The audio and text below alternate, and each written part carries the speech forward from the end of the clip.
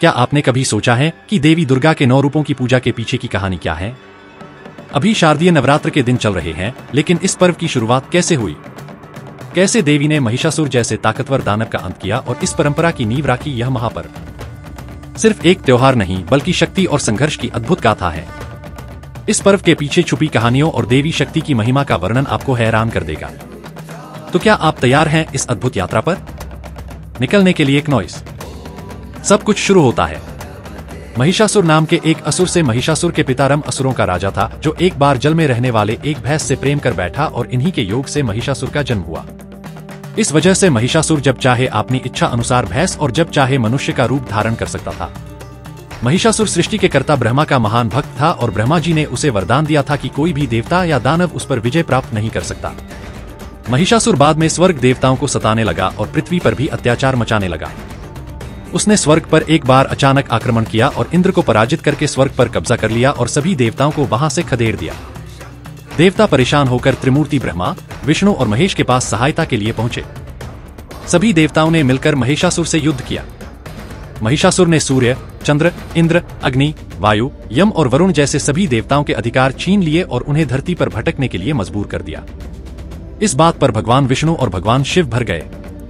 इसी समय ब्रह्मा, विष्णु और शिव के मुख से क्रोध के कारण एक महान तेज प्रकट हुआ। अन्य देवताओं के शरीर से भी एक तेजोमय शक्ति मिलकर उस तेज से एक आकार हो गई।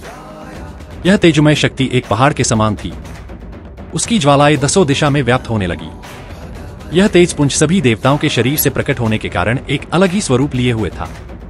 इस तरह मां दुर्गा की उत्पत्ति हुई, जिनको देखकर पीड़ित देवताओं की प्रसन्नता का ठिकाना नहीं रहा। भगवान शिव ने त्रिशूल देवी को दिया, सुदर्शन चक्र देवी को प्रदान किया।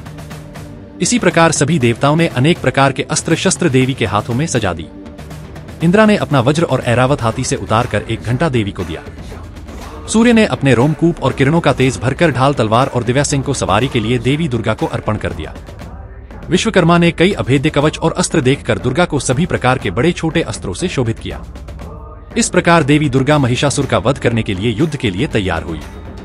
युद्ध के दौरान महिषासुर ने देखा कि एक विशाल, रूपवान, अनेक भुजाओं वाली और अस्त्र शस्त्र से सजी हुई शेर पर बैठकर अट्टहास कर रही है। महिषासुर की सेना का सेनापति आगे बढ़कर देवी के साथ युद्ध करने लगा। उदग्र नामक महादैत्य भी 60,000 राक्षसों को लेकर इस युद्ध में कूद पड़ा। महानु नामक दैत्य 1,000,000 सैनिकों के साथ, अशिलोमा दैत्य 5 करोड़, वास्कल नामक राक्षस 60 लाख सैनिकों के साथ युद्ध में आगे। सारे देवता इस महायुद्ध को बड़े कौतूहल से देख रहे थे। दानवों के सभी अचूक अस्त्र शस्त्र देवी के सामने बौने, लेकिन देवी भगवती अपने शस्त्रों से राक्षसों की सेना को मात देने लगी। महिषासुर ने विभिन्न रूप धारण किए, लेकिन देवी दुर्गा ने अपनी शक्ति और साहस से उसका सामना किया। देवी दुर्गा ने अपने विभिन्न अस्त्रों जैसे त्रिशूल, धनुष और खड्ग का उपयोग करते हुए महिषासुर को हराने का प्रयास किया। नवरात्रि के 9 दिनों तक देवी दुर्गा और महिषासुर के बीच महायुद्ध चला। 10वें दिन महामाया दुर्गा ने अंततः भगवान शिव के त्रिशूल से महिषासुर का वध कर दिया। वह महिषासुर मर्दिनी कहलाए। 10वें दिन महिषासुर का वध करने की वजह से इस दिन को विजयदशमी के रूप में मनाया जाता है। नवरात्रि की दूसरी कथा के अनुसार शारदीय नवरात्रि की शुरुआत भगवान राम ने की थी।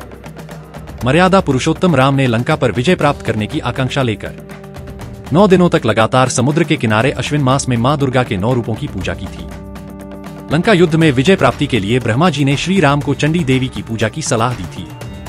उन्होंने भगवान श्री राम से कहा था कि चंडी देवी के पूजन में वह दुर्लभ 108 नील कमल का प्रयोग अवश्य करें। वो ही दूसरी और रावण ने भी अमृत्य प्राप्ति के लिए चंडी मां की पूजा हेतु यज्ञ और पाठ का आयोजन किया। यह देखकर इंद्रदेव ने पवन देव के माध्यम से श्री राम को यह सूचना पहुंचाई, क्योंकि उन्हें चिंता थी कि कृपा प्राप्त कर लेता है तो वह अजेय हो जाएगा। रावण को जब पता चला कि भगवान यज्ञ कर रहे हैं, तो उसने अपनी माया से भगवान श्री राम के पूजा में शामिल होने वाले नीलकमल में से एक नीलकमल चुरा लिया।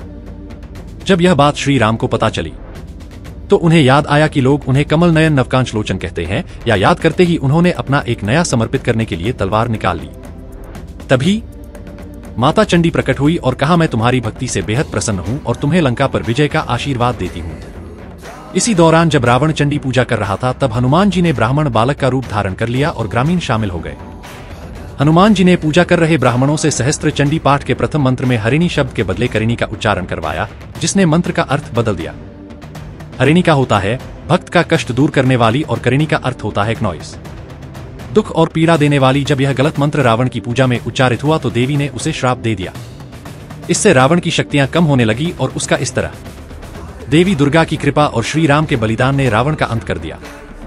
हनुमान जी की चतुराई और श्री राम के समर्पण रावण को कमजोर किया और उसका अहंकार ही उसकी हार का कारण बना। इस कथा के लिए नवदुर्गा के 9 दिनों में भगवान राम ने देवी दुर्गा की आराधना की, विजयदशमी के रूप में रावण पर विजय प्राप्त की।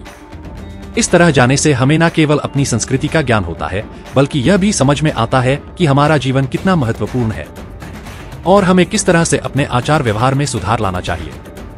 इसलिए शारदीय नवरात्रि का पर्व हर व्यक्ति के लिए एक अवसर है आत्मनिरीक्षण करने का और अपने जीवन को सुधारने का। तो दोस्तों, ये थी कहानी नवरात्रि की शुरुआत की। मेरी तरफ से आपको दुर्गा पूजा की हार्दिक शुभकामनाएं।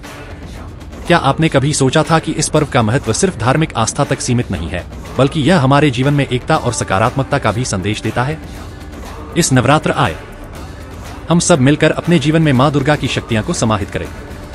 आप हमें बताएं कि आपको कौन सी कहानी सबसे प्रेरणादायक लगी। वैसे क्या आपको पता है कि साल में आती है और मां दुर्गा के 9 रूपों के नाम क्या है?